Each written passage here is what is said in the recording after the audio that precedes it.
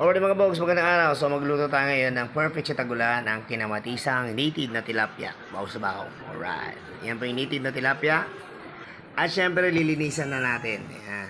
Ayun mga kabogs, ito po yung kakailan natin ibang ingredients. Sibuyas na pula, luya, kamatis, okra, at ang 3 pirasong siling haba na green. Ayan, wag kang kukurap. May konting magic dito. 1, 2, 3. Chat! O, di ba? Walang kwenta. So, magpakulo po tayo ng kalahating litrong tubig, 500 ml. At ilalagay na po natin yung kamatis, ang luya, at ang sibuyas. Halo-haluin lang po natin ng konti at tatakpan.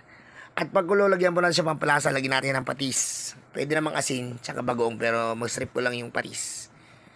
At pagsibingin na po natin yung mga tilapia. Ayan, ligo-ligo na, swimming-swimming na. Ayan o. At ilagay na po natin yung okra. Itapings po natin. At ang 2 pirasong siling haba na green. Kanina po 3 piraso yan. Ewan ko ba sa itong isa. Ayan, takpan lang po natin sa mga 1 minute or 2. Pag kumulo na po, ayan na mga kabogs. Wow. Sasarapin na naman yung sabaw.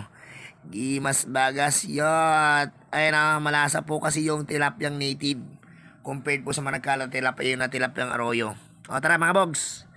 Mangan tayo manan. Sabaw. Wow.